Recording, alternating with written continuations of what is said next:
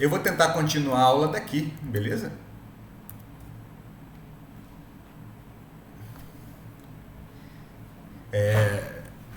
Tranquilo. Eu já começo aqui falando de um teleférico, tá? Um teleférico. Aí, assim, eu coloquei uma imagem do que é um teleférico. Se você não sabe o que é um teleférico, né? Há a possibilidade de você não saber o que é um teleférico. Lá na minha terra natal, tem um teleférico famosíssimo que eles chamam de bondinho, né? E é errado, aquilo não é um bondinho, aquilo é um teleférico, né? Eles costumam dizer assim, o bondinho do Pão de Açúcar. E não é um bondinho, né? É um teleférico. Na verdade ele está pendurado, né? Ele vai pendurado por cabos de aço, né? Isso é um teleférico. Aí lá no Rio chamam erroneamente de bondinho. Bondinho anda nos trilhos, né? Apesar de ter fio, é, gerando ali para gerar uma energia elétrica ali, para fazer o bonde se locomover, mas o bonde não fica suspenso, né? Quem fica suspenso é o teleférico. Então eu coloquei aqui uma imagem só para vocês terem uma ideia. Essa carrocinha aqui que fica suspensa por cabos de aço, tá? E ele deve, continuando a história, ele deve unir os topos A e B de dois morros. Então tem duas montanhas. Ele vai ligar, né? Esses dois topos de montanha. Para calcular a quantidade de cabos de aço necessária, eu sou do Rio de Janeiro. Para calcular a quantidade de cabos de aço necessária, o engenheiro mediu as alturas dos morros e obteve 108 metros e 144 metros. Gente, só para constar, como é que ele mediu essa altura desses morros aqui? Ele teve que subir lá no topo do morro e jogar uma fita métrica de 108 metros para baixo, né? Foi assim que ele mediu? Não, ele usou um instrumento, né? E esse instrumento ele fazia uso da trigonometria já. Então o engenheiro aqui em questão, ele já está usando trigonometria para medir as alturas do morro. Então assim, ele está calculando as alturas do morro sem necessariamente ter que subir, tá? Ou fazer qualquer tipo de aproximação. Em Souza, pode ser o teodolito. Provavelmente ele usou um teodolito, tá? Mas pode ser... A gente poderia fazer essa medição, tá? Com um aplicativo simples de celular, que é um inclinômetro, tá? A gente também conseguiria medir essa altura do morro aí, com alguns ajustes, mas a gente conseguiria também. Então aqui ele não subiu os morros para medir essas alturas, tá? Porque aí o aluno poderia perguntar assim, pô, mas que problema maluco, se o cara consegue medir as alturas dos morros, pô, então por que ele não mediu logo a quantidade de cabo de aço, né, entre um morro e outro? Porque ele está usando trigonometria aqui para fazer essas medições, tá? Então ele não tem o potencial ele não subiu os morros, né, para fazer essas medições. Então continuando, a seguir ele mediu o ângulo que a reta AB, que são os topos das montanhas, forma com a horizontal e obteve 32 graus. Aí a letra A é fazer um esquema dessa situação. Vou tirar aqui a figura. Então, e aí eu quero que vocês pensem um pouco. É para fazer um esquema. Mas para fazer o esquema, vocês têm que ter entendido, né? Vocês têm que saber o que é um teleférico, para ter uma ideia do que vai fazer mais ou menos. Tem que saber como é que vai representar esses morros aqui. Vocês não precisam fazer desenho bonitinho nem nada, é só um esquema. E aí, letra A. Como é que vocês fariam isso?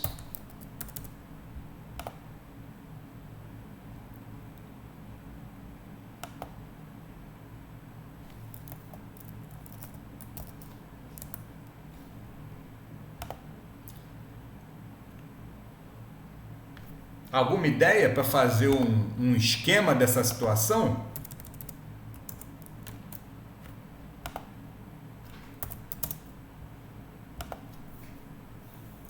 Acho que até tem, mas eu acho que tem que abrir uma ferramenta que eu não sei se só eu tenho possibilidade de abrir essa ferramenta, que é abrir uma lousa iterativa. Bom, eu quero que vocês tenham em mente isso aqui. Só um minuto.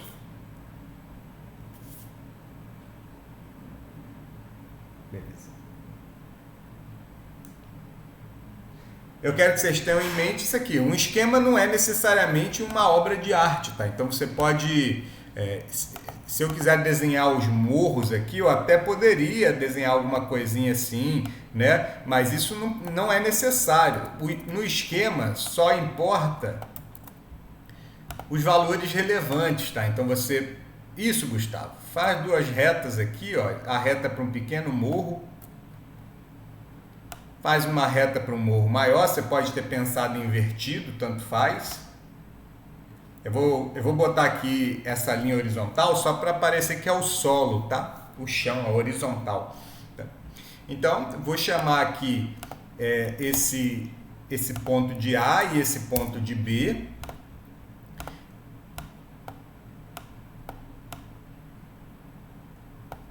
Legal? E vou colocar as alturas dos morros aqui, né? Esse cara tem que medir 108 e esse cara tem que medir 144.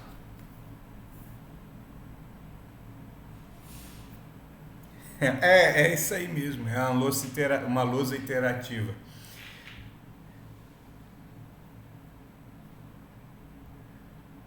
Ah, meu acesso foi negado. Droga. E aí agora eu vou fazer uma linha aqui para representar os cabos de aço, tá? Essa linha aqui representa o cabo de aço e é o que ele quer representar, beleza? Agora, como é que ele mediu esse ângulo aqui que a reta B forma com a horizontal? Como é que a gente representa esse ângulo de 32 graus?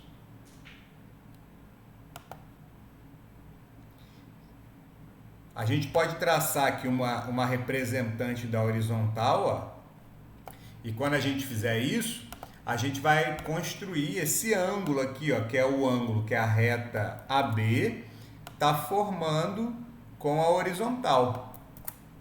Esse ângulo aqui é o ângulo de 32 que ele está medindo.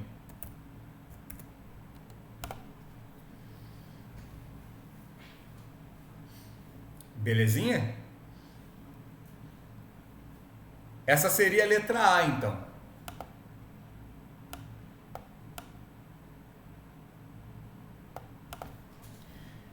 Para eu representar o ângulo que a reta B forma com a horizontal, eu tenho que desenhar uma horizontal perto, conectada em algum ponto da minha reta B. Ah, Mororó, por que você desenhou aqui? Eu poderia ter desenhado aqui? Poderia, tranquilamente. Só que eu usei desse artifício aqui para a gente poder fechar um triângulo retângulo aqui com medidas conhecidas, né? Pô, Duda, 108 menos 144 deveria ser ao contrário, né? 144 menos 108, né? E essa pergunta é interessante porque você está preocupado em descobrir quanto mede isso daqui, né? Se isso aqui tudo mede 144 e esse pedaço aqui mede 108, esse pedaço que sobrou mede 36 metros. Eu vou colocar em azul. Eu vou até apagar esse 144 daqui, porque na verdade eu acabei separando, né? 108, 108, mais 36, 144. E aí, o que ele precisa encontrar aqui?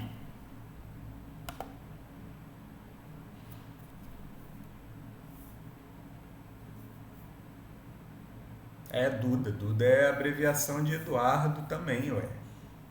Eu quero achar a distância B. Então aqui é X. Legal? Então pronto, o meu problema está estruturado. E eu consigo aplicar a trigonometria aqui simplesmente porque eu sei que esse triângulo ele é retângulo, né? Porque a horizontal, ele está dizendo que é horizontal e a altura de um morro sempre é perpendicular à horizontal. Então, no caso aqui é vertical, né?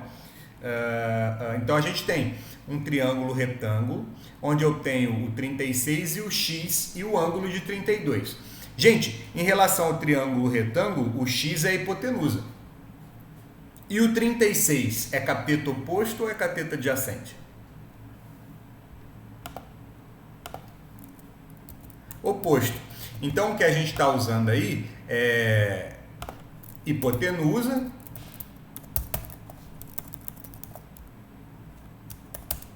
e cateto oposto. Daquelas três relações lá, qual que usa hipotenusa e cateto oposto? Lembra daquela palavra esquisita que lembra um Pokémon da Amazônia?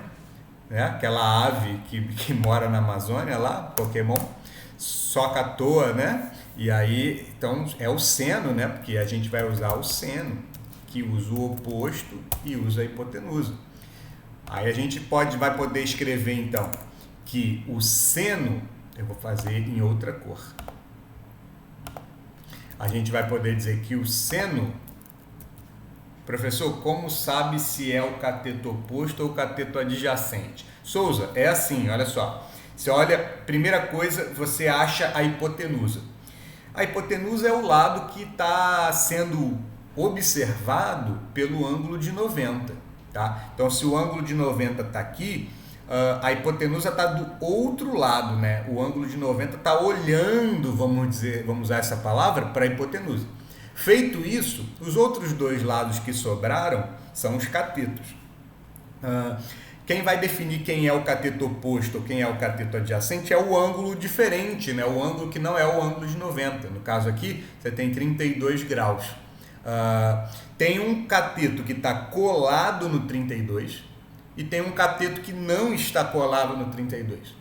O que está colado é o adjacente, porque adjacente é uma palavra rebuscada e antiga para dizer que ele está próximo ali, tá? Então, cateto adjacente é o cateto próximo ao ângulo de 32.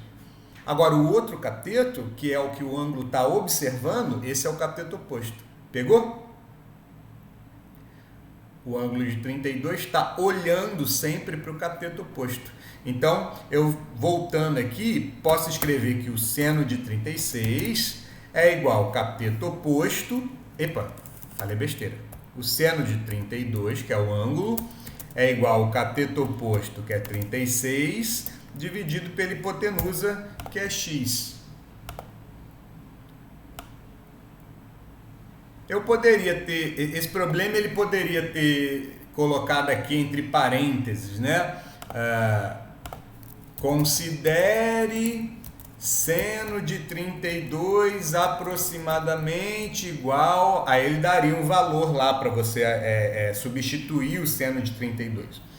Mas como a gente está aqui em aula, e nessa aula aqui todo mundo tem calculadora, hipoteticamente, eu vou usar a calculadora para tirar esse seno de 32 aqui e colocar o número, né, que representa o seno de 32. Ou então, se fosse em 1950, e eu não estou desmerecendo,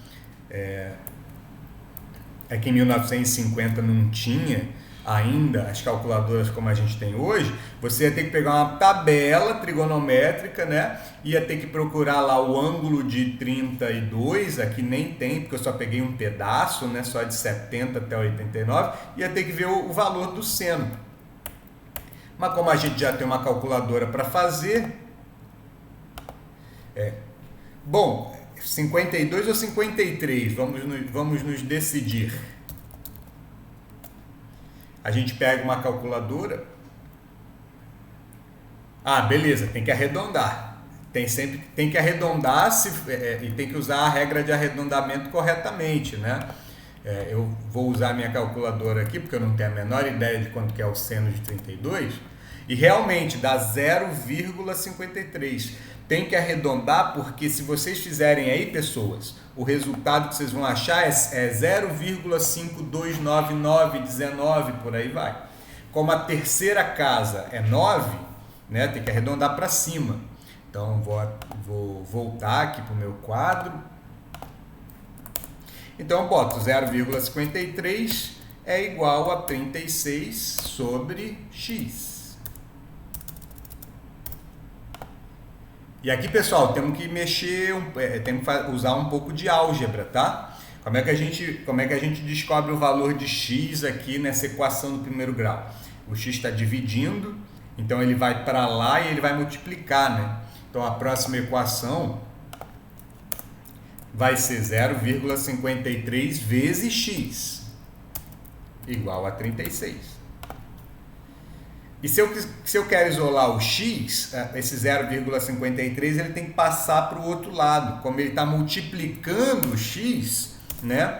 Basta que ele vá para o outro lado dividindo. Então a gente vai ter essa fração aqui. Aí mais uma vez a gente usa a calculadora. A gente vai ter 36, vocês já estão dizendo aí 2.400, eu vou conferir.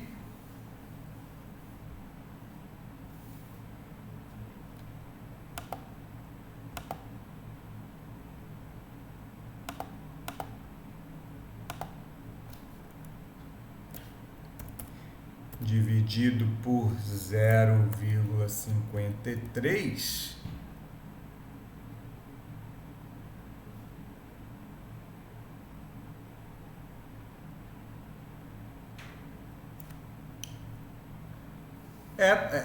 Laila, o meu deu 67,92 também.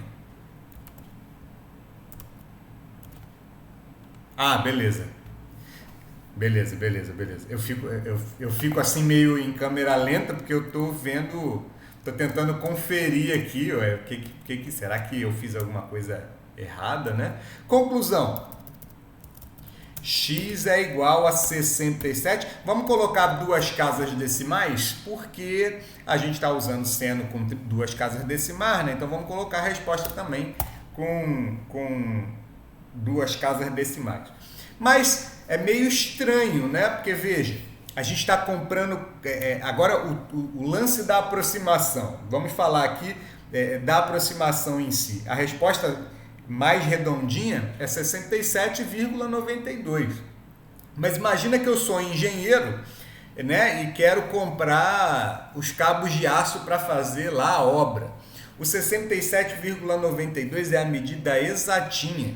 Só que 0,92 é como se fosse 92 centímetros. Aí não vai lá na indústria de cabo de aço e vai falar assim: ô mano, me vende aí 67 metros e 92 centímetros de cabo de aço, né?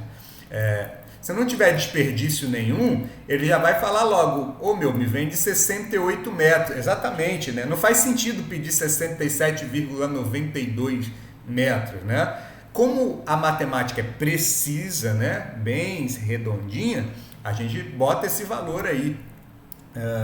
Mas na verdade, ele não vai pedir nem 68, porque ele sabe que tem desperdícios e tudo mais. Talvez ele peça até uns 70 metros de cabo de aço, né? Mas aqui entre nós, quando é que esse 0,92 o cara ia fazer questão de pedir 0,92? Imagina que ao invés de ser cabo de aço, ao invés de ser metros, o cara está medindo em centímetros, né? Então seriam 67,92 centímetros, só que ao invés de aço, são fios de ouro. Aí nesse caso, o 0,92 faria diferença, né? Porque ouro é um material caro, né? Não que o cabo de aço não seja, mas o número, a precisão da resposta, ela está associada a diversos fatores, ao tipo de material, ao desperdício que se tem na construção. Então, assim, muito provavelmente, se o engenheiro fosse realmente pedir esse cabo de aço, eu pediria 68 ou até talvez mais, talvez 70, talvez 72 metros, considerando que vai haver algum tipo de perda, né, de material na hora de fazer a construção. Tá, gente? Então temos aí a resposta.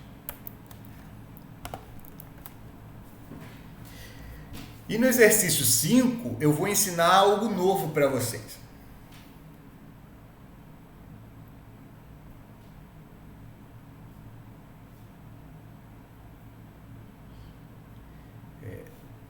vamos continuar? O que vocês acham?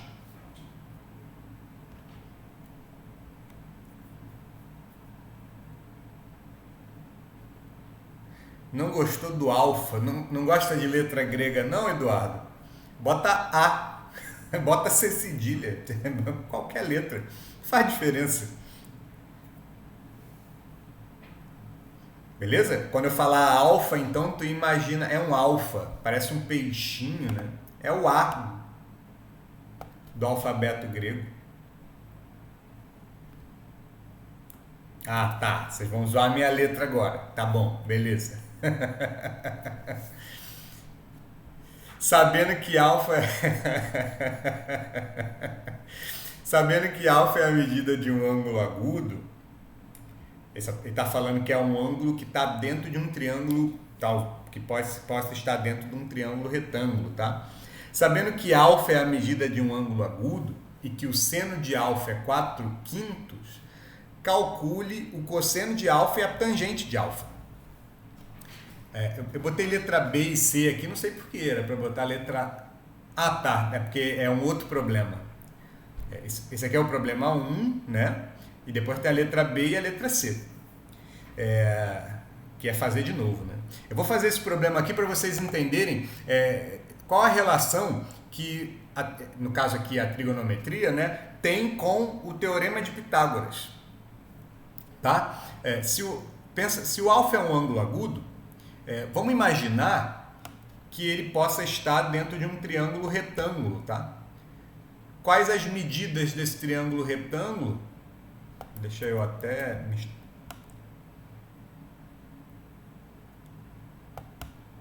Vou fazer ele mais em pé, né? Vamos dizer assim. E vou colocar ele aqui. E aqui vai estar o meu ângulo alfa. Imaginem isso.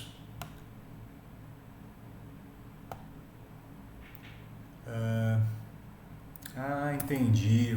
O negócio aqui está dando errado. Agora talvez fique um pouco mais curvo. Ah, legal. Esse aqui é o meu ângulo alfa, que eu não lembro qual é o código Unicode, né, para o alfa, mas vou botar A mesmo.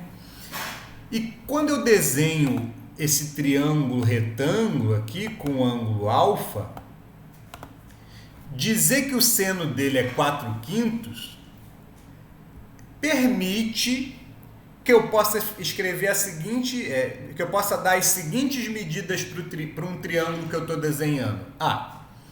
Eu sei que o seno é a mesma coisa que cateto oposto sobre hipotenusa. Então, quando eu dividir o cateto oposto por hipotenusa, eu tenho que dar 4/5. Eu posso, então, como é um triângulo que eu estou desenhando, eu estou imaginando ele, eu posso desenhar um triângulo retângulo cujo cateto oposto mede 4 qualquer coisa, 4 centímetros, 4 metros, 4 quilômetros, a sua preferência, e a hipotenusa obrigatoriamente tem que medir 5, da mesma coisa, né? Se aqui é metro, se aqui é metro, se aqui é centímetro, se aqui é centímetros. Eu não vou colocar nem unidade. Vocês entenderam que esse desenho é uma representação, pode ser uma representação dessa frase aqui, o seno de alfa é 4/5? Claro, né? O ângulo é agudo.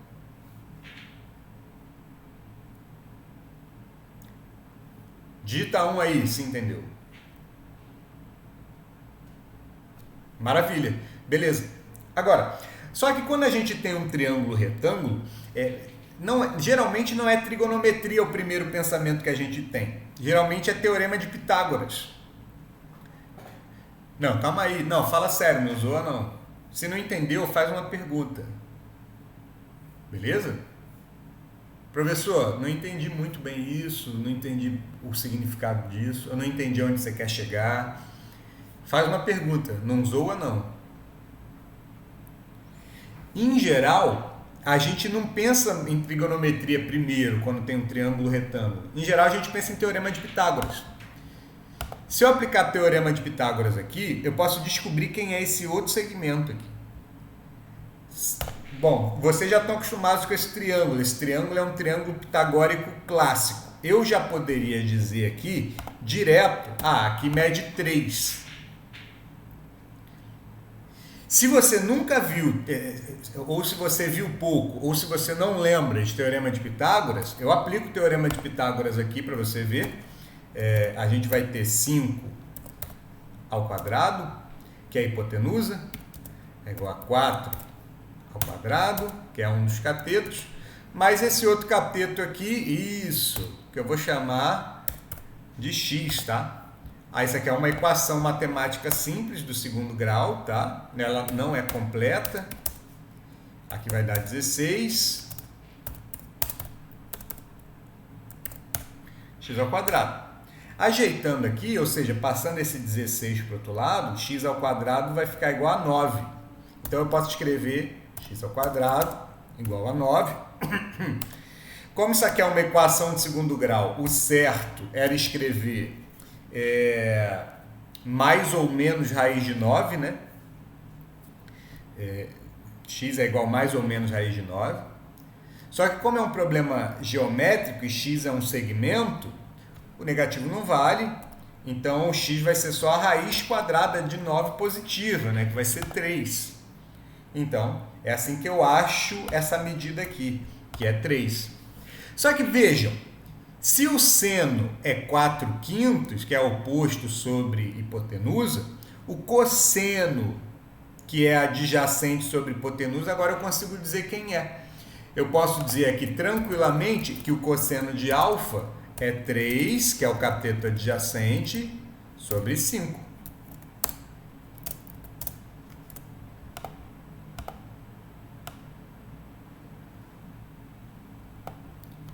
Entenderam como é que eu cheguei aqui?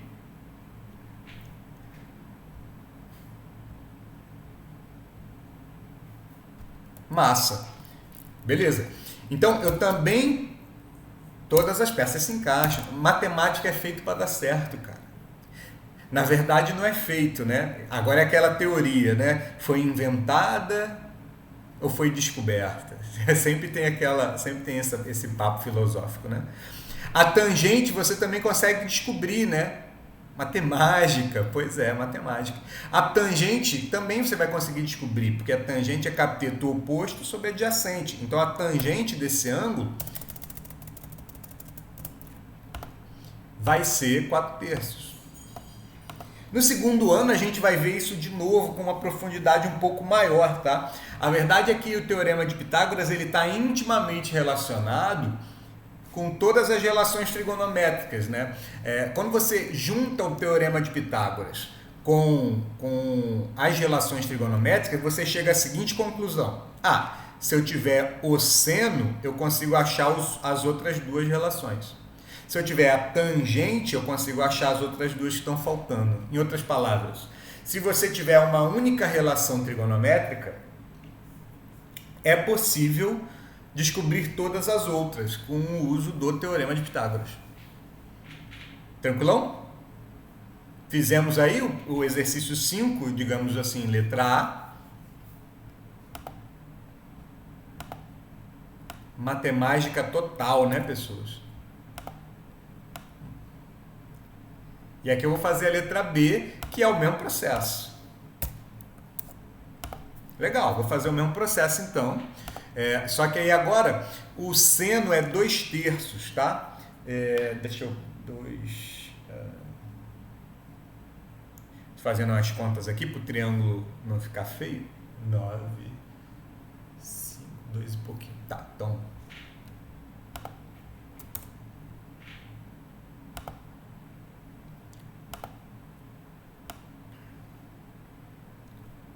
É o seno.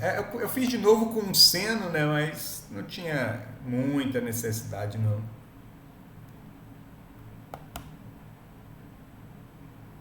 A gente tem aqui um novo triângulo, tá? Eu vou fazer o mesmo problema, só que com valores diferentes, vamos dizer assim. Então por que esse problema está aí? Você vai ver.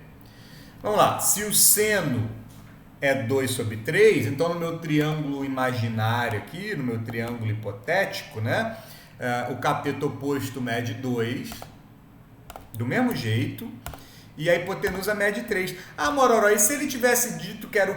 Aqui, desculpa que eu preciso fazer uma correção que está me incomodando. Aqui não é alfa.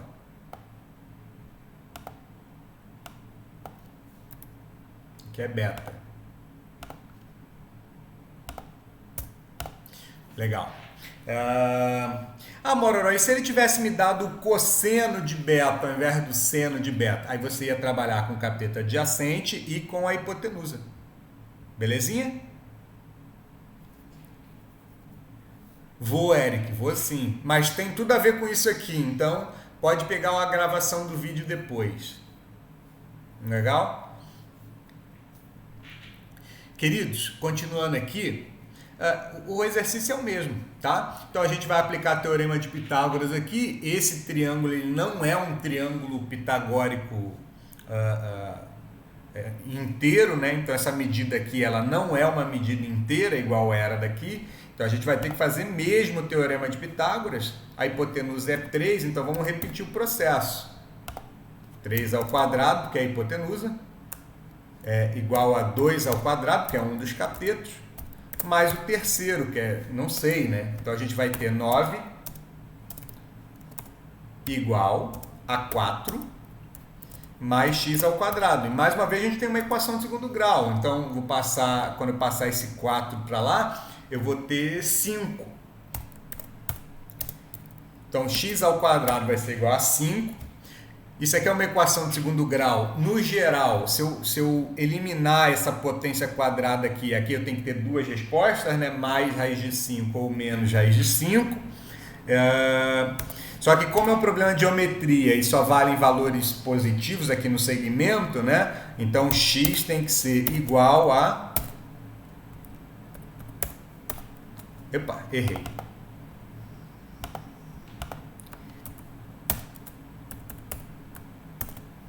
Raiz de 5 centímetros ou metros ou qualquer coisa. Legal? Então aqui mede raiz de 5. Mororó, quanto é que é raiz de 5 aproximadamente? 2,2, 2,25, se eu não me engano. Como é que você faz isso? Decorei. Mas tem um jeito de chegar nessa resposta? Tem. Como? Assista a nossa próxima aula de matemática básica. Legal? Só que aí agora, gente, vamos voltar aqui para o problema. E aí a gente vai conseguir calcular o cosseno e a tangente de beta, né? Então a gente vai terminar esse problema rapidinho. Então toda vez que eu precisar achar o valor de x, eu uso esse estilo de soma. Calma aí, Daniel. Sempre como assim, né? Você precisa estabelecer bem as condições iniciais, né? Para você poder usar um teorema de Pitágoras, esse teorema de Pitágoras aqui, ele funciona em triângulos que são retângulos, sempre. Então, o teorema de Pitágoras afirma hoje em língua moderna, né, que esses três lados do triângulo retângulo estão relacionados através dessa fórmula aqui, aonde o número que está à esquerda aqui do igual, no meu exemplo, ele sempre é a hipotenusa. E os outros dois são catetos. Tá? Então, assim, respondendo desse jeito, sim. Sempre vai valer o teorema de Pitágoras quando você estiver trabalhando com o teorema de retângulo. Teorema de retângulo. Quando você estiver trabalhando com triângulos retângulos. E assim por aí vai. Voltando aqui, eu posso então dizer quanto vale o cosseno de beta, que o cosseno de beta então vai ser raiz de 5 sobre 3.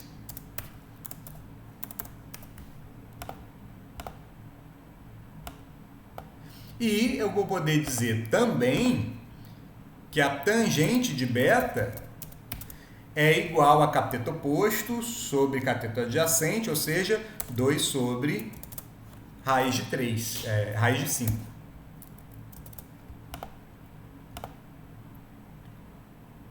Alguns já viram o que eu vou fazer aqui agora, né? que é o processo de racionalização. Se vocês não viram, também é um tema das nossas futuras aulas de matemática básica, mas se você fizer a racionalização desse número, isso aqui vai virar 2 raiz de 5 sobre 5. Pô, Moró, não entendi por que isso virou isso. Vai ter uma aula de matemática básica, se você tiver paciência. Se você não tiver paciência, você digita no Google racionalização, como faz, tá? E ele vai te ensinar a transformar isso aqui nisso daqui. A resposta certa para escrever nos concursos é essa aqui, tá? Beleza, gente? Essa é a letra B. E agora eu vou usar a calculadora para determinar quem é o ângulo alfa e o ângulo beta. Eu tenho 10 minutinhos e é muito fácil fazer isso, então a gente vai conseguir, tá? Vamos nessa? Quem está comigo aí, digita 1. Legal. Todo mundo, zero dúvidas, né? Quando eu digo zero dúvidas professor, eu peguei a ideia, pode ser que eu não consiga repetir de primeira, mas se eu assistir a sua aula de novo e de novo eu vou conseguir repetir esse processo. Quando eu pergunto se vocês entenderam, é isso que eu quero saber. Vocês entenderam? Espero que... massa, legal. E aí, gente, vamos usar a calculadora para algo útil novamente, né? Eu digo para algo útil novamente porque às vezes as pessoas falam muito do uso da calculadora, elas não sabem usar, né? Como se tivesse dado uma arma na mão de uma pessoa que não sabe atirar, né? O pessoal usa muito a calculadora de forma errada. Temos aqui a resposta do problema anterior, o pessoal da gravação aí, o pessoal da sala ainda não está vendo, mas vai ver já. Calcular o valor do pão de queijo. Depois eu revejo a aula para tirar algumas dúvidas. Beleza, Daniel? Tranquilo. Eu vou fechar minha apresentação aqui, pessoal, para reabrir ela e vocês verem a calculadora também. Eu vou botar a tela inteira aqui. E aí, antes que vocês vejam muita tela infinita, eu já abri aqui a minha tela toda. Vocês estão vendo a calculadora aqui, além do nosso quadro? Legal. Primeira coisa que eu vou fazer é trazer a nossa calculadora para graus, do mesmo jeito que eu fiz antes, tá? Eu estou trabalhando com graus aqui por enquanto, né? Então eu tenho que usar graus.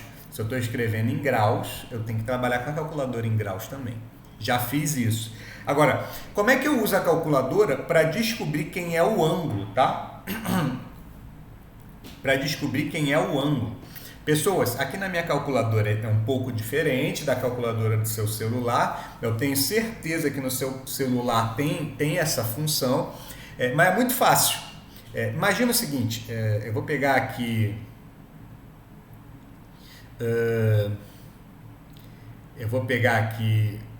o seno, certo? O seno, legal? E o seno desse ângulo dá 4/5. Eu sei que o seno é 4/5. Se eu quisesse saber quem é o seno do ângulo, e se eu tivesse o ângulo, eu clicaria lá no meu botão de seno, né? No caso, o meu tá aqui, né? Seno, ó, várias vezes aqui, eu só quero uma vez, e digitaria o ângulo que eu quero. Exemplo, 32 graus, 87 graus e por aí vai, tá? E se eu desse Enter, o valor que ele vai me dar é justamente o valor do seno, né, do ângulo de 87 graus. Mas vocês percebem que aqui o que eu quero é o oposto, é o contrário. Eu tenho o valor do seno, mas eu quero saber quem é o ângulo. Também é possível fazer isso na calculadora, tá? Ao invés da gente digitar o botão de seno, a gente vai digitar um botão, na sua calculadora vai estar escrito um seno elevado a menos 1. Esse é o símbolo para o inverso do seno, tá? O arcosseno, é o arco cosseno também em alguns livros, né? Mais antigos, mas na calculadora é assim que a gente acha. Vocês entenderam que esse símbolo aqui, ele é diferente desse símbolo aqui. Ah, entendi, professor. Tem um menos 1 aqui elevando. Legal. Mas o que é esse símbolo? O que faz o arco cosseno? Ele faz o caminho reverso da função seno. Ou seja, o que o seno faz? Você digita um ângulo e ele dá o valor do seno. Se você digitar o seno menos 1, ou o arco cosseno, o que vai acontecer é que se você entrar aqui com o valor do seno e der Enter, o resultado que vai dar vai ser o ângulo. Se eu der Enter agora, o que vai aparecer aqui no visor da minha calculadora é o ângulo cujo seno é 4/5. Total, Eduardo, totalmente, tem relação totalmente com o círculo trigonométrico, que a gente vai ver no segundo ano só. Antes que eu seja expulso da sala, que os patrocinadores estão aí já querendo passar o comercial, eu vou dar Enter aqui.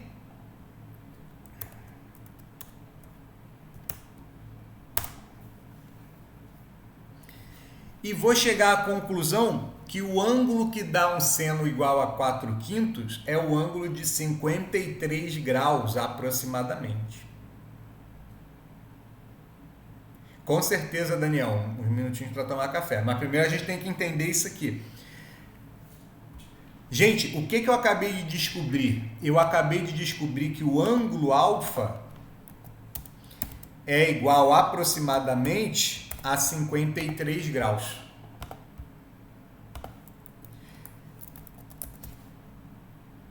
Vocês entenderam a utilidade dessa função? Na calculadora a gente consegue achar tanto o seno quanto achar o ângulo que dá aquele seno. A gente pode voltar aqui, ó. Vou até repetir esse valor. E eu poderia tentar calcular o seno desse ângulo. Se eu der Enter, dá 0,8 aproximadamente, né? Que é 4/5. Pergunta cruel. Vocês conseguem utilizar o mesmo processo para achar quem é o ângulo B?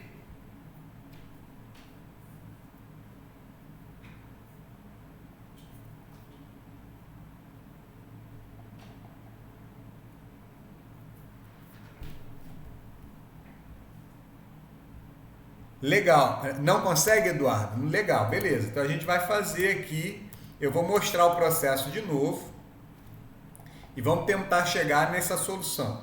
Vamos lá. O seno é uma função que você tem que entrar com um ângulo, legal? Então se eu tenho seno aqui e se eu tenho 50... Beleza, Keila? Vamos conferir, eu vou fazer antes de sair. Se eu entro com um ângulo, ele dá o valor do seno, que é 0,8 aproximadamente. Agora, se eu escrever a função seno a menos 1, ou no caso, e o outro nome é arco cosseno, se eu entrar com 0,8, que é o 4/5, né? Ele vai me dar o ângulo que tem esse seno, no caso, 53 graus. No fim das contas, eu vou repetir esse processo aqui e vou fazer o arco seno de 2/3.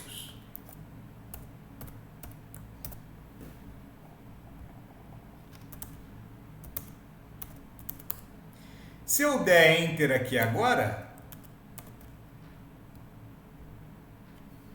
o que vai dar como resposta é o ângulo que o seno é 2/3.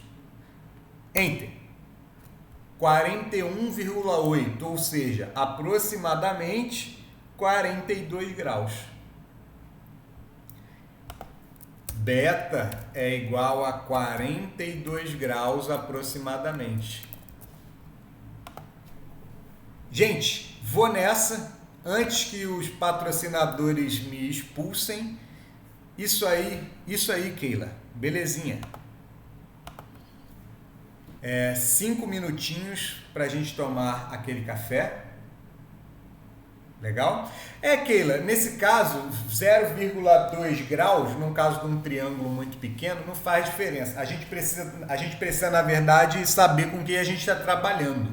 Eu tiro essa dúvida antes de sair. Aliás, depois de voltar. Valeu, galera. Até mais. Fui.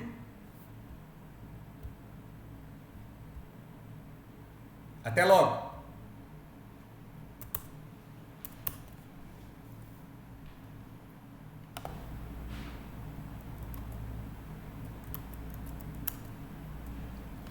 Legal. Todo mundo vendo o quadro aqui?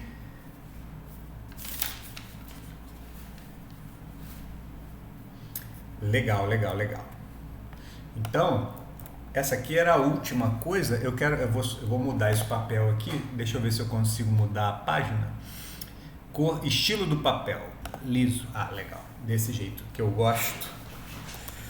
Lá na gravação tá bem também. Legal. E aqui eu vou dar continuidade aqui. Eu não fiz slide para essa parte, mas não é difícil. Aquela conexão entre teorema de Pitágoras e trigonometria, pelo menos no triângulo retângulo, para ângulos agudos, pode ser usada para a gente trabalhar com ângulos notáveis. Vou botar assim.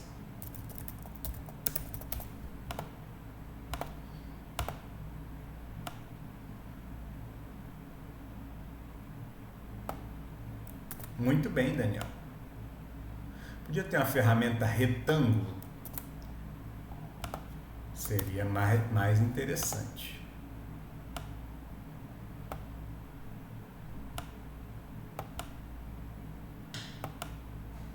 Tá? Gente, existem alguns ângulos notáveis, tá? Mas os 3 primeiros são os ângulos de 30 graus, 45 graus e 60 graus.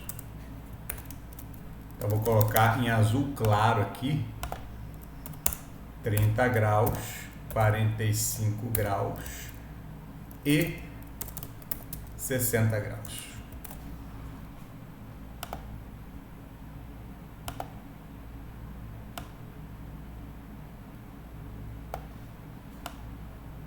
Que negócio, que ferramenta interessante.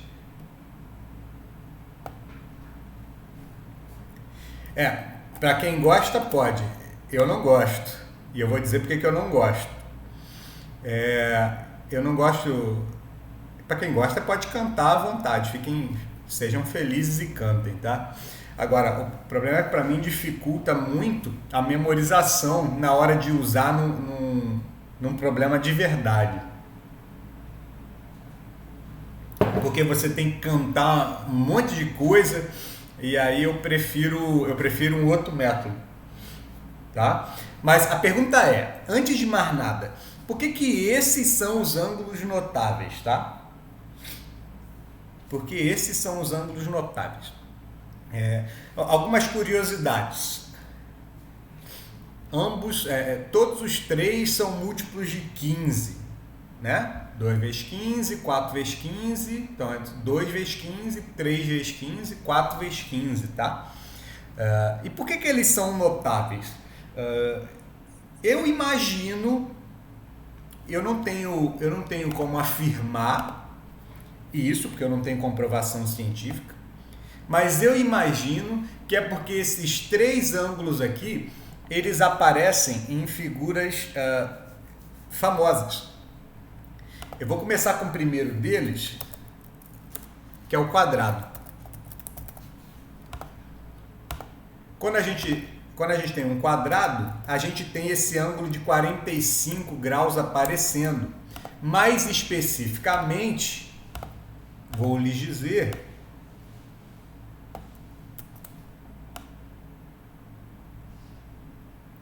faz um quadrado.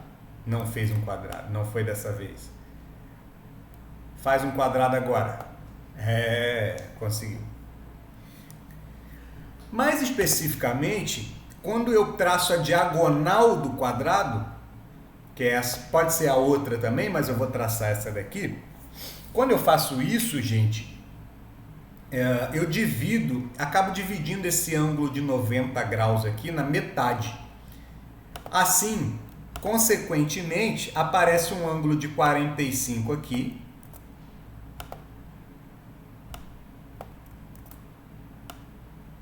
E outro aqui. Esses dois ângulos são de 45 graus. Tá?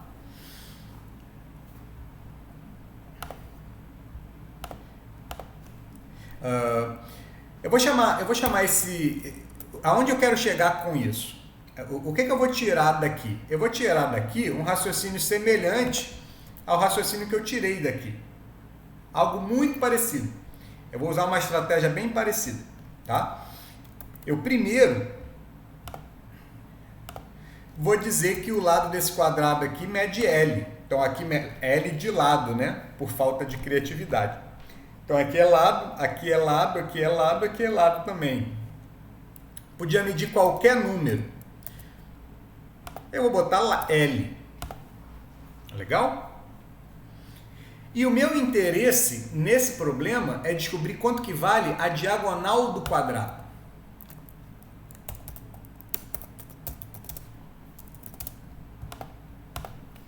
Tá? A primeira coisa que eu tinha feito aqui, aliás, as duas estratégias, né, os dois pensamentos que eu utilizei aqui e mostrei que eles estavam conectados, é o Teorema de Pitágoras e a questão da trigonometria no triângulo retângulo, tá? Eu vou utilizar aqui primeiro, o primeiro desses raciocínios, eu vou utilizar o Teorema de Pitágoras. Eu vou chamar de D ao quadrado, tá? Eu vou chamar de D aqui, a diagonal do quadrado, tá? E eu vou utilizar o Teorema de Pitágoras e vou aplicar essa relação.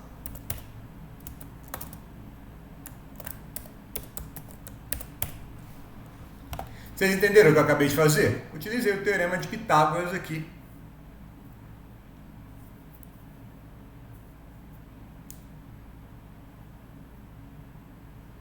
Eu quero achar esse cara. Isso, Eduardo. Eu quero achar esse cara, que é a diagonal, em função do lado do quadrado. Tá? Como esses termos aqui são semelhantes, eu posso juntar eles, né? E juntando eles, então, o que eu vou ter, na verdade, é D ao quadrado igual a 2L ao quadrado. Porque eu tenho dois desses carinhas, né? E como eu quero achar o D, eu quero tirar esse quadrado daqui e jogar ele para o outro lado. Aquela mesma explicação, né? Se é um problema em geral de álgebra, uma equação de segundo grau, quando eu passar esse quadrado para o outro lado, eu vou ficar com mais ou menos a raiz quadrada. Vai dar para cancelar sim, mas não tudo. Preste atenção. Como o problema é de geometria plana e D é um segmento, eu não posso ter a resposta negativa, né? Então eu só vou escrever a positiva direto. Eu vou ter aqui a raiz de 2L ao quadrado. Vamos ter um momento para falar de propriedades também de radiciação. Isso aí é o tema da próxima aula de matemática básica. Se você nunca viu isso, vai ver nesse momento, se você tiver paciência. Se não tiver, pode pesquisar propriedades das raízes quadradas no Google, que você acha alguma coisa.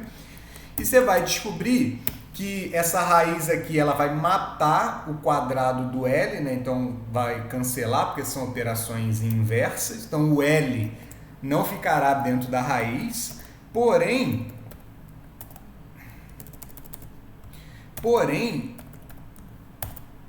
o 2 não vai conseguir sair da raiz, porque não tem um quadrado para eliminar. Então, o que você acaba descobrindo aqui? O que eu acabei descobrindo? O que isso quer dizer, Mororó? Isso quer dizer um negócio simples. Na verdade, isso quer dizer dois negócios simples, né? Primeira coisa. A primeira coisa delas é que a diagonal do quadrado, ela é sempre a mesma medida do lado do quadrado, só que acompanhado pela raiz de 2. Então você não precisa fazer esse teorema de Pitágoras aqui para sempre. Porque como eu fiz a conta com letras, isso quer dizer que funciona com qualquer número. Então esse L aqui, ele pode ser qualquer valor. Mororó, não entendi muito bem. Exemplo. Eu tenho um quadrado aqui. E o lado do quadrado mede 5. Finge que está bonitinho, está fechadinho o quadrado. E aí eu pergunto para você assim, aluno, quanto que é a diagonal desse quadrado aqui? Quanto que mede a diagonal desse quadrado aqui? Você não precisa fazer toda essa conta, você só precisa me responder assim, Mororó, beleza, é 5 raiz de 2. Digita 1, se entendeu o que eu acabei de falar.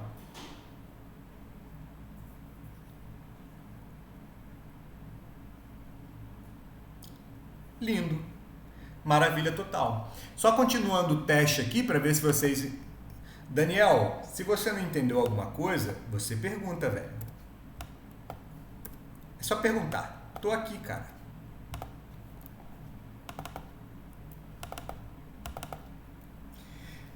Só vale para o quadrado. E só vale para o quadrado. Digamos assim, que a gente adquiriu essa molezinha só pelo fato de ser quadrado. Por que só vale para o quadrado? O que eu fiz aonde? A tela é grande, eu quero que você me diga especificamente. Aqui ou aqui? Pergunta de novo, mais especificamente. Isso, Riquelme, o que você não entendeu? Fala para mim. A pergunta do Gustavo eu entendi. Só vale para o quadrado? A resposta é sim.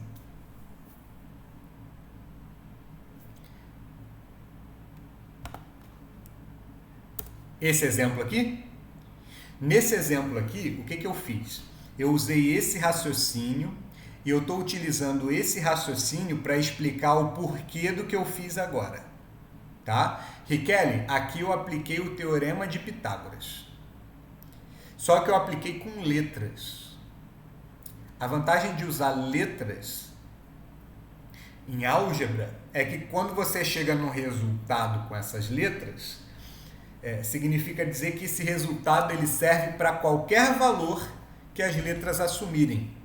Então, o que eu fiz aqui? Eu estou com um quadrado, L, L, L, L, que mede L, todos os 4 lados medem L, e eu cheguei à conclusão que esta linha, a diagonal do quadrado, ela sempre mede o mesmo lado com uma raiz de 2 na frente.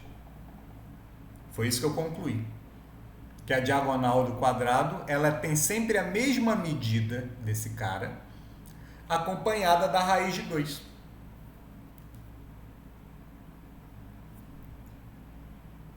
Por que 2 aqui?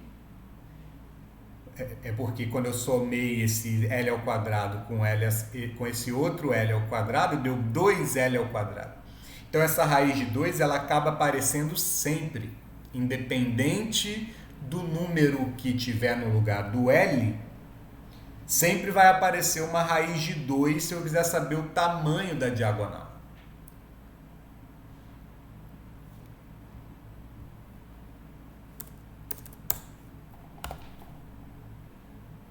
Faz esse esquema com número. Acabei de fazer, fiz aqui no exemplo em vermelho. Vou fazer outro.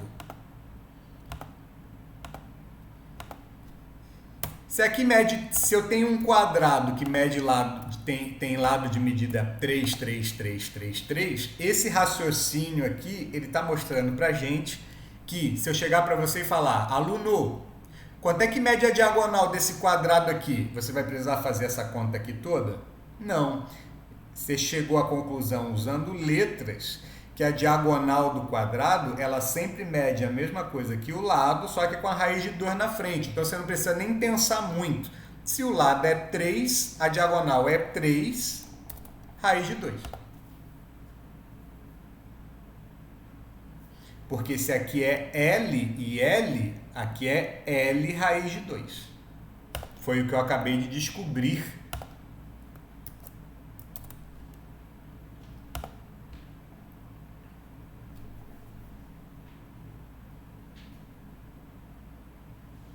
Isso, Sofia, porque eu estou somando L ao quadrado com L ao quadrado. Isso é da álgebra. E sempre acaba aparecendo 2 lados ao quadrado. E aí quando eu tiro a raiz, sempre fica esse raiz de 2 aqui. Fica sempre.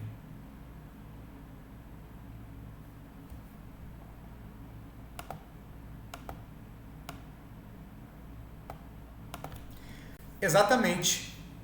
Essa aqui é a explicação do porquê a fórmula funciona. Porque eu poderia muito bem apagar tudo isso aqui e falar para vocês, ó, gente, num quadrado, tá? Quando o lado for 3, a diagonal é 3 raiz de 2. E aí vocês perguntariam assim, tá, por quê? Porque tu quer? E não pode ser assim, né? Tem que mostrar por que as coisas são. E o porquê é esse daqui. Porque se eu aplico o teorema de Pitágoras num quadrado, a diagonal sempre vai dar a mesma medida do lado acompanhada da raiz de 2. Porque sim. Por que é? Porque Deus quis. Quer dizer, é porque Deus quis, né? Se existe um Deus, é porque Deus quis. Mas tem explicação para ser, né? Porque sim não é resposta. E o porquê está aqui. Legal, pessoas? Então, ó, rapidinho para eu dar prosseguimento nesse negócio aqui.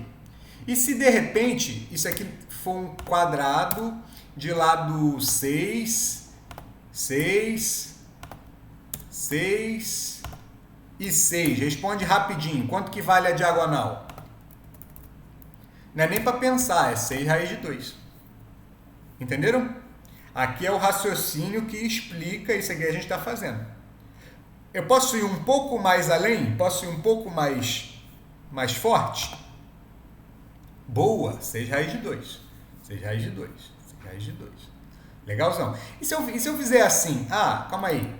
E se esse... Eu vou apagar esse cara aqui. Vocês entenderam mesmo, né? E se eu disser assim? Esse cara daqui é 6 raiz de 3. Então, eu tenho aqui um quadrado. Vou botar só raiz. Vou botar aqui 2, raiz de 3. Eu tenho aqui um quadrado.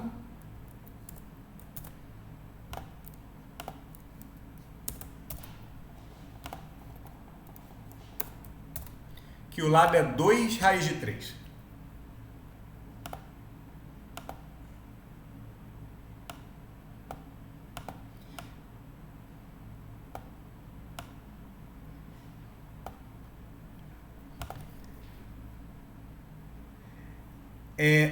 É 2 raiz de 6, porque veja, a diagonal vai ser 2 raiz de 3 raiz de 2 de novo. Só que aí multiplicação de raízes é só multiplicar as raízes normalmente, né? Então essa raiz de 3 vezes essa raiz de 2 aqui vai dar raiz de 6 e não precisa, meu Deus, e não precisa nem pensar. 2 raiz de 6. Entenderam mesmo? Entenderam mesmo? Legal. Mais 2 exemplos e aí eu vou para a próxima coisa. E se for aqui, pessoas? E se for aqui, ó? E se for assim, ó? melhor. E se for raiz de 8? Raiz de 8. Se o lado do quadrado for raiz de 8, digitando demora tanto. Quanto que é a diagonal do quadrado aqui, pessoas?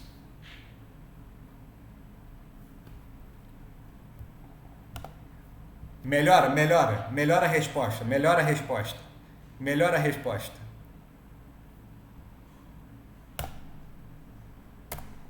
Quatro.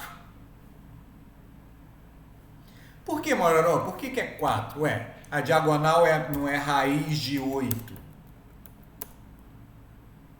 vezes a raiz. Errei. Vezes a raiz de 2. Isso aqui não é a mesma coisa que raiz de 16. Isso aqui não é a mesma coisa que 4. Então você fala que é 4 direto. Entenderam como é que funciona? Belezinha. Tranquilo. Legal. Foram nossos exemplos. A primeira coisa que a gente tira daqui é isso. A segunda, que a gente pode... Pensei que... tinha. Droga. Tinha. E se for assim, pessoal? Ó que bizarro. E se eu chegar para vocês e falar, ó, a diagonal aqui do meu quadrado mede 3. Quanto é que mede o lado?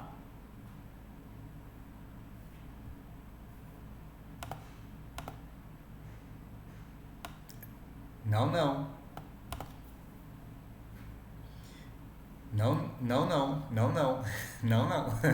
Ó, se liga. Antes que vocês expirem, eu não ouço. É o seguinte, primeira coisa eu vou avisar o seguinte, se minha internet cair, não se assustem, tá? Talvez minha internet caia um pouquinho, mas a gente volta. Para colocar uma raiz de 2, só vale do lado para a diagonal, tá? Da diagonal para o lado, eu teria que tirar uma raiz de 2. Então, por exemplo, se eu tivesse aqui 3 raiz de 2, aí vocês poderiam dizer, o lado é 3, porque é só tirar a raiz de 2. Legal? Mas não é isso que tem. O que tem é isso aqui, é 3. Quando você não tem raiz para tirar, é porque o número que... Na verdade, eu vou começar ao contrário. Eu vou falar de outro jeito. Quando o número que deveria ter raiz não tem, é porque o número que não deveria ter raiz tem. Só que ele vai ter no lado errado. Como assim no lado errado? A resposta para isso aqui vai ser isso, ó. 3 sobre raiz de 2. Caraca, Mororó, não entendi porque que vai ser 3 sobre raiz de 2. Veja só. Para ser 3 sobre raiz de 2, se o lado é 3 sobre raiz de 2, a diagonal seria o quê? 3 sobre raiz... Exatamente, tem que inverter a ordem. Se o lado é 3 sobre raiz de 2, a diagonal é 3 sobre raiz de 2, raiz de 2. O que você pode fazer com essas raízes de 2 aqui? Lembra da nossa aula de matemática básica?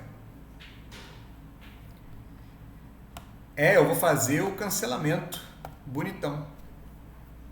Aí quando cancelar tudo dá 3. Aí o que acontece é o seguinte. Quando o cara que deveria ter raiz não tem, é porque o cara que não deveria ter raiz tem. Só que no lado de baixo. Porque aí quando eu coloco a raiz de 2 de novo, ele cancela.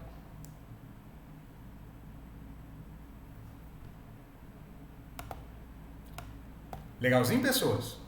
Posso partir para o... Vai ser simplesmente 3. Então, por exemplo, Se aqui é 3, o lado é 3 sobre raiz de 2. Se o lado fosse 5, se a diagonal for 5, o lado é 5 sobre a raiz de 2. Porque a gente está usando esse fato aqui várias vezes. Bacana? De boas. Aí agora eu posso migrar. Tem outro fato que a gente tira daqui, mas eu não vou trabalhar nele agora não. Eu vou para a segunda coisa que eu quero explicar, que é a altura do triângulo equilátero. Mororó, o que é um triângulo equilátero? É um triângulo que tem os 3 lados iguais.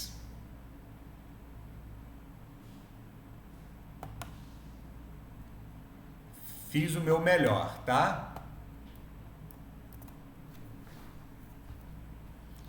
Tem os 3 lados iguais. E aí, pessoas, o que eu vou querer encontrar aqui é a altura do triângulo equilátero. No caso, essa linha aqui. A gente sabe que os ângulos de um triângulo equilátero são 60 graus. Tem motivo para isso? Tem, Mororó. Eu não lembro. O motivo que tem para isso são a soma dos ângulos internos de um triângulo tem que dar 180, tá? E no caso do triângulo equilátero, como os ângulos também têm que ser iguais, 180 dividido por 3 dá 60. Então esse é o motivo. Mororó, não lembrei muito não. Aí não tem jeito. Vai ter que dar aquela revisada.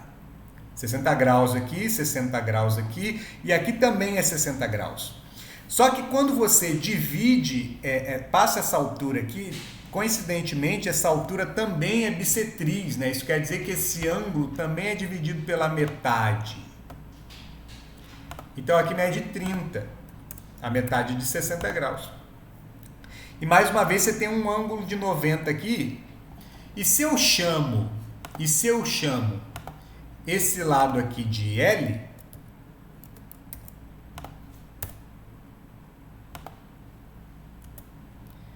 esse pedacinho que ficou aqui é L sobre 2, que é a metade de L, né? Porque se tudo isso aqui é L, eu dividi esse triângulo aqui em 2 triângulos iguais, congruentes, então ficou metade para cada lado, para cada pedaço. Até aqui, vocês entenderam o que eu fiz? Beleza. Mas eu não estou interessado em achar os lados, eu estou interessado em achar a altura. Só que como o triângulo que eu dividi aqui ele é retângulo, posso eu fazer teorema de Pitágoras de novo. Nesse caso específico, a hipotenusa é esse cara, porque eu estou olhando para esse triângulo aqui, ó, a metade do triângulo equilátero. A hipotenusa então vai ser L, então eu vou escrever L ao quadrado, que é um teorema de Pitágoras. Esse pedaço aqui eu vou elevar ao quadrado também, e vai ficar L ao quadrado sobre 4, mais esse outro pedaço que eu não sei, que eu vou chamar de H de altura, né? Todos sabemos que a altura começa com H.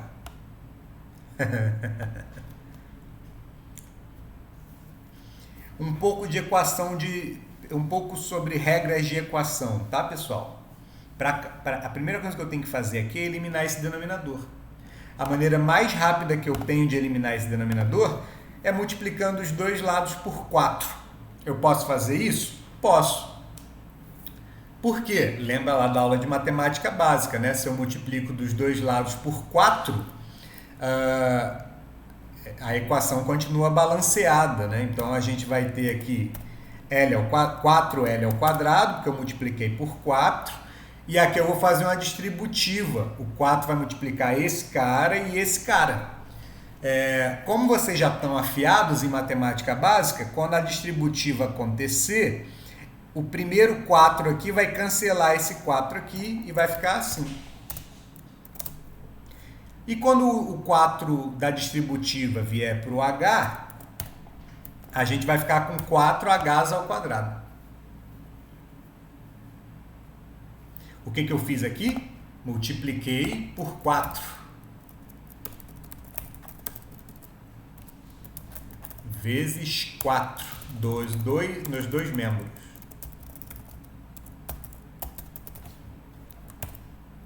Aí ficou assim.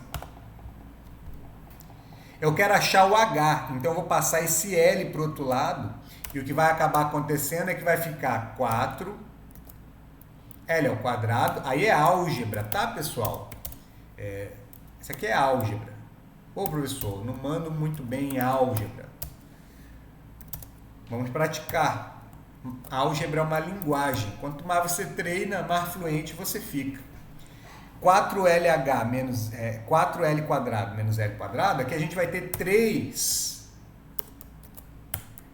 quadrado igual a 4H quadrado. Eu posso até escrever ao contrário, inclusive.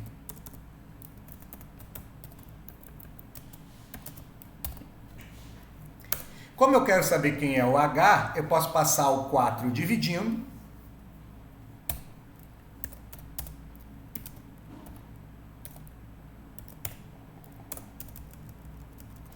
E agora sim, pessoal, aonde eu queria chegar, tá?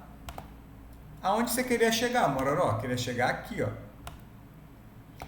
Como eu quero acabar com esse quadrado aqui do H, é só eu passar a raiz para o outro lado. E do mesmo jeito que eu fiz aqui, o L ao quadrado vai sair da raiz, o 3 não, e o 4 vai. Final das contas, você vai chegar à conclusão de que a altura é igual a L, droga de novo,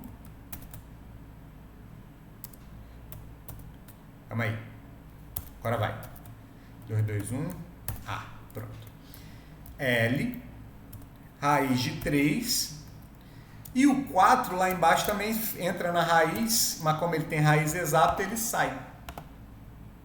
E aí, pessoas, mais uma vez, aplicando Pitágoras, a gente chega à conclusão de que a altura ela é sempre esse valor referente ao lado, tá?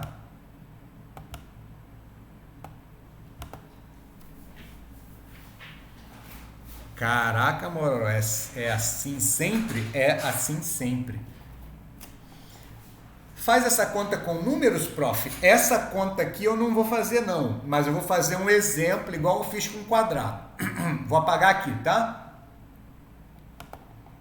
Mororó em nossas contas, isso aqui é a conta do mundo, não é minha não. Não fui eu que descobri isso não. Vou botar um exemplo aqui, tá?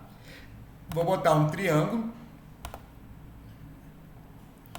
A gente vai ser malandro e não vai usar essa fórmula toda hora, porque a gente já entendeu, hipoteticamente, como é que ela funciona. Como é que você vai usar isso aqui? Você vai usar isso aqui desse jeito, ó. Eu vou chegar para vocês e vou falar assim, ô pessoal, o lado aqui desse triângulo equilátero é 5. Fala para mim quanto que é a altura desse triângulo equilátero aí.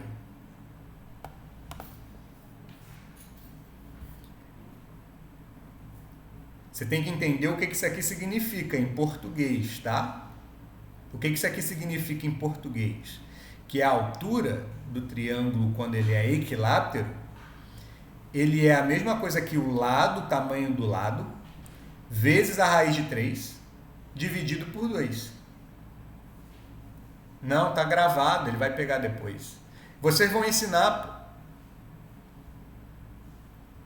Isso, a gente pode dizer que a altura é 2,5, né? A metade de 5.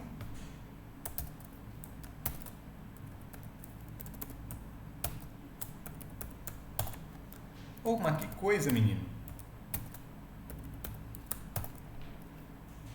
3. Eu vou até copiar aqui para não ter que ficar digitando toda hora. A altura, pessoas, é essa. 2,5 raiz de 3, né? Ou, melhor, Se não quiser fazer a divisão, eu vou até copiar o que o Gustavo escreveu aqui. 5 raiz de 3 sobre 2. Só que eu vou botar a minha raiz direito. Ô, droga. De novo, Ctrl Shift U, 221A. É o código para a raiz quadrada. Se não quiser nem fazer conta, é só repetir raiz de 3 sobre 2 e botar o tamanho do lado. Mororó, não entendi muito bem esse trem aí não. Tá bom, a gente faz outro exemplo. Ai. Eu vou chegar para você e vou falar assim, ô aluno, o lado do triângulo, a gente está com um problema aqui que a gente tem um triângulo equilátero que o lado mede 18 centímetros. Fala para mim quanto é que mede a altura desse triângulo equilátero aí. Aí tu vai responder lá, rapidão. Quanto que você vai responder rapidão?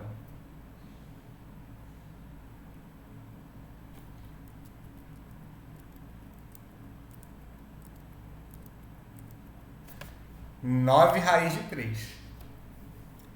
Aí você está confundindo, Dani. São duas figuras diferentes. A gente falou do quadrado e uma coisa é perguntar do lado do quadrado. Agora eu estou falando da diagonal do quadrado. Agora eu estou falando do triângulo equilátero. Estou falando da altura dele. Legalzinho?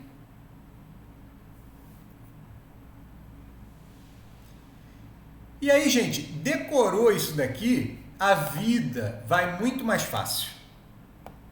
Decorou isso, a vida vai muito mais fácil. Se eu quiser andar um pouquinho mais, isso aqui é o triângulo equilátero. Se eu quiser andar um pouquinho mais, eu não preciso nem trabalhar com triângulo equilátero. Eu poderia trabalhar só com a metade do triângulo equilátero, que o pessoal chama de triângulo egípcio. Mas eu não vou entrar nesse detalhe não. Pelo menos não por enquanto. O que eu quero que vocês entendam é o seguinte, se o lado do triângulo equilátero é 18, a altura é 9 raiz de 3. Mororó, mas como assim? Qual é o motivo disso? O motivo disso é um teorema de Pitágoras que pode ser utilizado sempre num triângulo equilátero dividido pela altura. E a gente chegou à conclusão que a altura sempre vai ter esse raiz de 3 sobre 2 aparecendo do lado da medida L, né? Então, para não ter que fazer essa conta toda hora, basta que a gente entenda que que se eu colocar a raiz de 3 sobre 2 do lado da medida do lado da medida do lado, eu tenho o valor da altura. Sem força. Então, outro exemplo, eu chego para vocês e falo assim, o aluno, a altura do meu triângulo equilátero vale 6 raiz de 3. Quanto é que mede o lado do triângulo equilátero? Não é para demorar muito não, é para responder. 12. Claro que é 12. Porque se eu tenho que dividir pela metade para chegar na altura, para chegar no lado, para fazer o contrário, então eu tenho que dobrar. Pegaram? Estão pegando. Eu acho que estão pegando. E agora a pergunta difícil. Mororó? Não, mentira. É eu que estou perguntando para vocês. Aluno, a altura do triângulo equilátero aqui mede 6. Quanto é que mede o lado?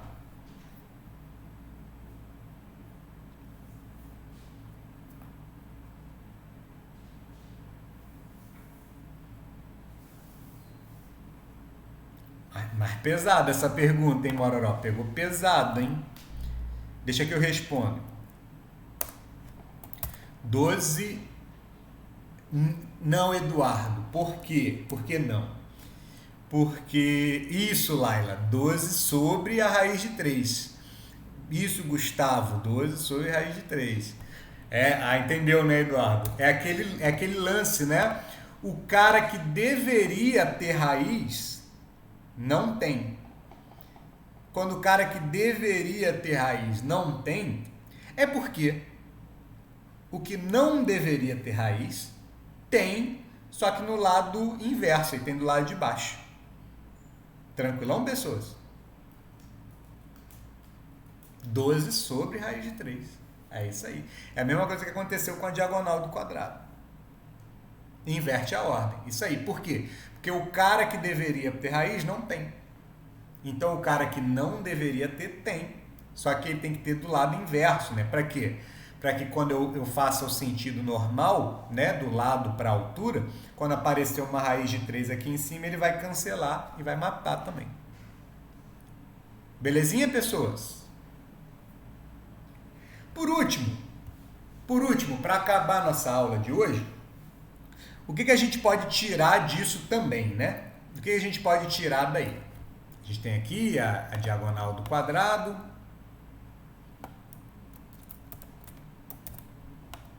né? E a gente também tem a altura do triângulo equilátero.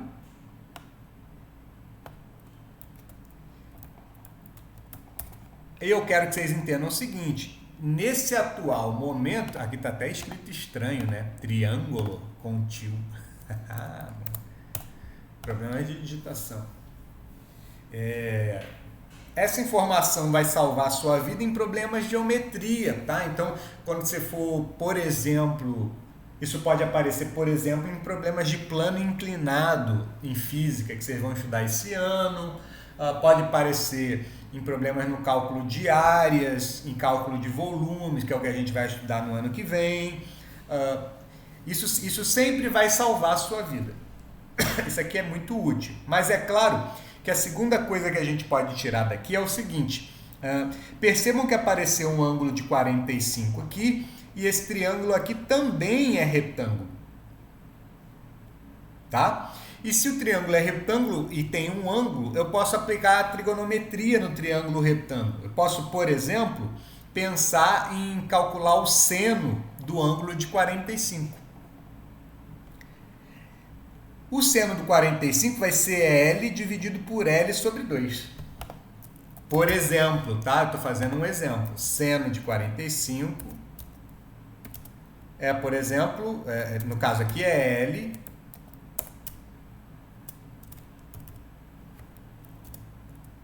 L de novo,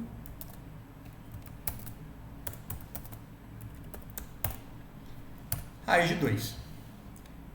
Isso aqui, para quem já viu antes, primeira coisa eu sei que todo mundo viu, isso aqui pode ser cancelado, tá? E quando você cancela, na verdade aqui simplificado, né?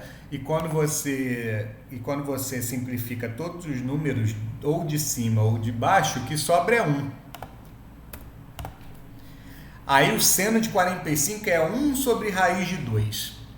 Tem um problema que, em geral, as pessoas que escrevem raízes, né, que trabalham com matemática, assumem que a raiz não pode ficar no denominador, para simplificar a resposta, né? Então, se a gente fizer um negócio chamado racionalização, a gente vai chegar à resposta de raiz de 2 sobre 2. Depois de alguns cálculos, a gente chega nisso. Mororó, nunca vi isso antes. Nossa próxima aula de matemática básica, a gente vai ver como racionalizar. A gente chega à conclusão que o seno de 45 é raiz de 2 sobre 2. E também pode chegar à conclusão que o cosseno é a mesma coisa. E que a tangente é 1. E aqui no caso, a gente vai fazer as mesmas contas e vai achar os valores do seno de 30 e do 60.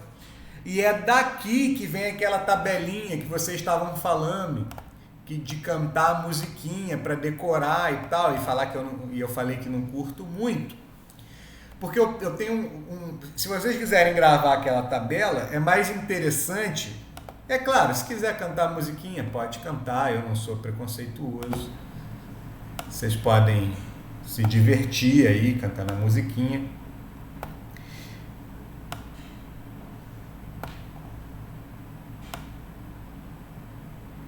Mas é mais interessante gravar o seguinte.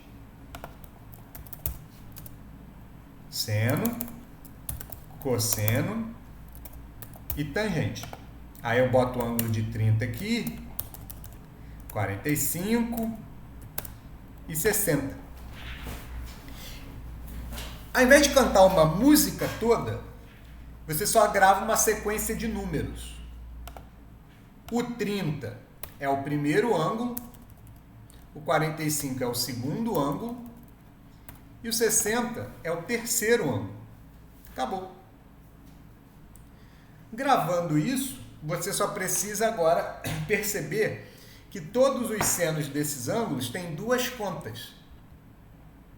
Você sempre bota eles dentro de uma raiz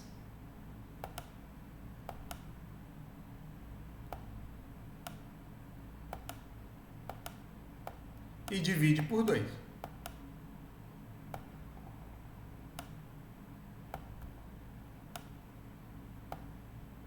Mororó, não entendi muito bem isso que tu falou, não. Vou repetir.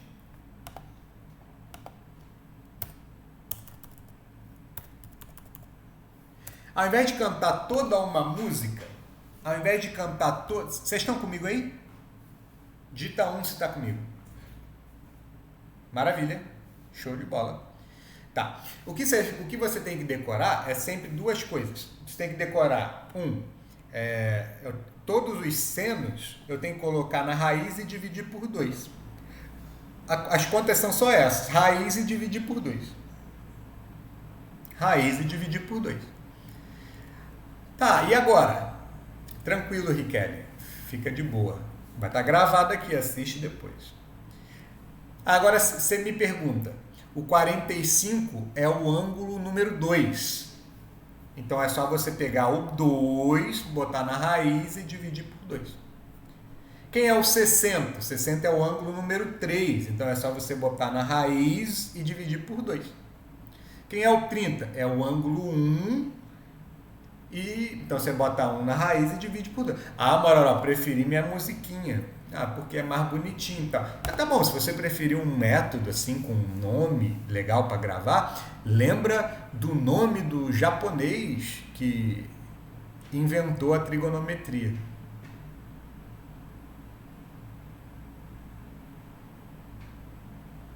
Sabe o nome do japonês?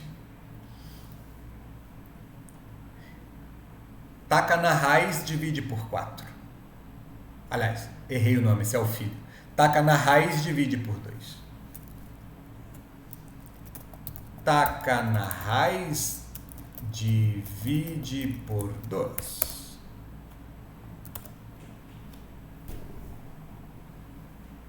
Entenderam? Piadocas horrorosas de matemática. Taca na raiz, divide por 2. Não entendeu o que eu quero dizer? Simples. Taca na raiz, divide por 2. É só isso.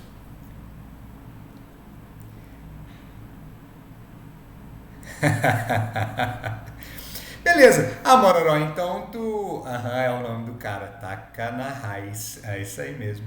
Aí pronto. Aí você sabe que bota os ângulos em ordem crescente, né? 30, 45 e 60. Se você quiser saber o seno de 60, o 60 é o terceiro ângulo. Então você pega o 3, taca na raiz e divide por 2.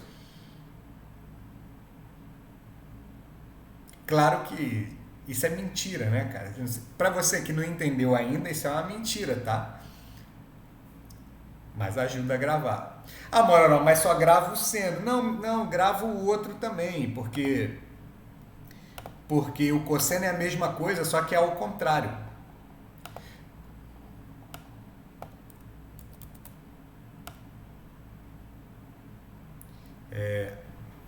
O espaço ficou pequenininho, mas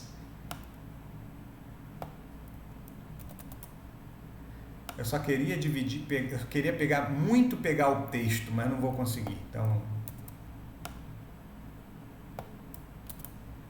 vamos ter paciência aqui e vamos escrever.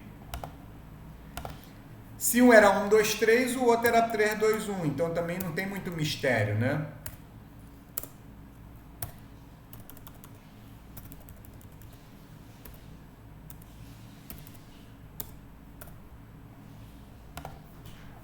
o cosseno é invertido.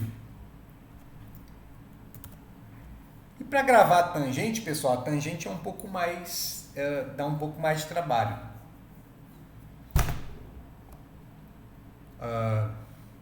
Decora para mim, vocês vão precisar decorar para mim, tá? 10 minutinhos. Decora para mim que a tangente de 30 é isso aqui, tá? Aí vai ter que decorar, não tem jeito.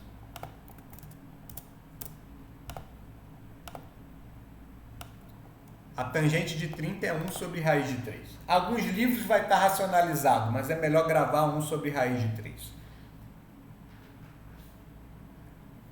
Gravou para mim? Amor, por que é 1 sobre raiz de 3? É só olhar aqui esse ângulo de 30 e fazer cateto oposto sobre cateto adjacente que você chega nessa solução aqui, 1 sobre raiz de 3. Se você quiser pesquisar depois. Gravou isso aqui para mim? Diga sim se gravou. Tangente de 30 é 1 sobre raiz de 3. Vou falar de novo. Tangente de 30 é 1 sobre raiz de 3. Vou falar a terceira e vou apagar. Tangente de 30 é 1 sobre raiz de 3. Apaguei.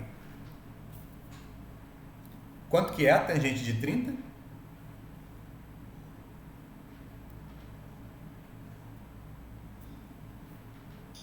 1 sobre raiz de 3. Legal. A tangente de 30 é 1 sobre raiz de 3. A tangente de 45 é 1. E a tangente de 60 é raiz de 3. Então, Eduardo, essa é a resposta racionalizada, né? Raiz de 3 sobre 3. Mas eu prefiro que vocês gravem 1 sobre raiz de 3 e o motivo está na tela. Vocês entenderam por que eu quero que vocês gravem que é 1 sobre raiz de 3? A tangente de 30 é 1 sobre raiz de 3. 1 sobre a raiz de 3. Quem é a tangente do 45, pessoas?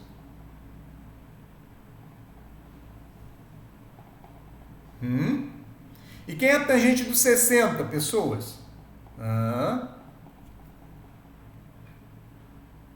Então, vocês entenderam que não precisa gravar as 3 tangentes? Você só precisa gravar uma só?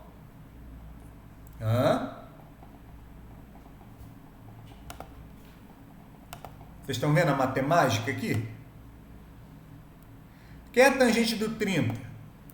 1 sobre raiz de 3. Então, a tangente do 45 é 1 e a tangente do 60 é raiz de 3. São os mesmos números.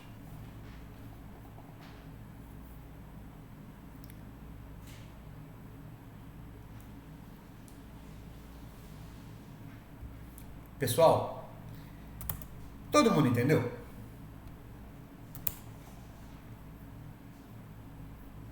Legal. Gente, eu preciso falar coisas, tá? Eu preciso falar algumas coisas. Aqui, a gente pode usar a calculadora da mesma forma que estava usando antes. Algumas observações. A primeira delas, a gente pode usar a calculadora da mesma forma que antes para calcular o seno de 30. Se vocês usarem lá a tua calculadora e mandarem o seno de 30, ele vai dar 0,5 cravado, que é o resultado dessa conta aqui, ó. Raiz de 1 é 1, 1 dividido por 2 é meio. Então, seno de 30 é 0,5. Se você usar a sua calculadora, ele vai continuar dando a resposta certa. A questão toda é que esses ângulos são ângulos notáveis, porque muito provavelmente porque eles aparecem tanto na diagonal do quadrado quanto na altura do triângulo equilátero, tá? Então, nesse caso específico, são ângulos que você tem que realmente decorar o seno, o cosseno e a tangente. Caso eles apareçam num problema, se fosse qualquer outro ângulo, por exemplo, 47 graus, 55 graus, 28 graus. O problema, se fosse um concurso, um vestibular, por exemplo, ele seria obrigado a te dar um valor aproximado para esse seno, esse cosseno, essa tangente, porque você não tem, porque você não pode usar calculadora lá no concurso. Então ele teria que te dar um valor aproximado. Agora, se ele coloca num problema lá no concurso, uma situação onde você tenha que dizer quem é o seno de 30, o seno de 45 e de 60, ele não vai precisar colocar.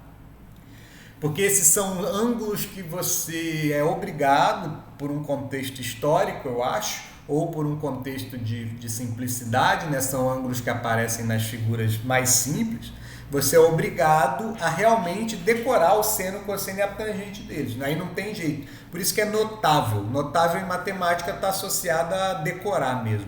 Produto notável, tem que decorar as formulinhas lá. Ângulos notáveis, você vai ter que decorar o seno, o cosseno e a tangente.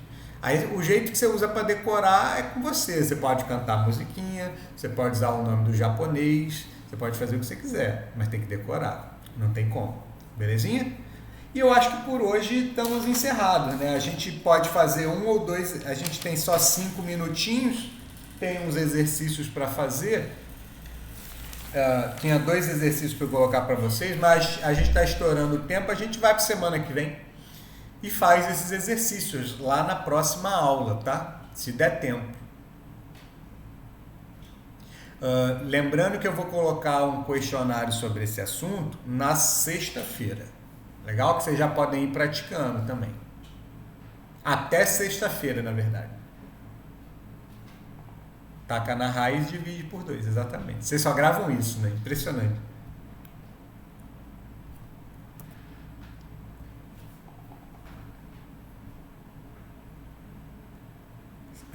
Vocês só gravam a bobagem. Então é isso, galera. Não se esqueçam, realmente vai ter um questionário sobre essa atividade, essa aula e a aula anterior, tá? Vai ser colocado até sexta-feira. Tudo bem? Então, se ninguém mais tiver dúvida, vou deixar um beijo aí no coração de vocês. Um bom comecinho de semana, né? Porque ainda estamos, na verdade, na terça-feira, que é sexta, né? Então, bom começo final de semana para vocês. Aproveitem para pôr a matéria em dia, rever os exercícios que a gente fez em aula, tá bom? E é isso. Valeu, galera. Até mais.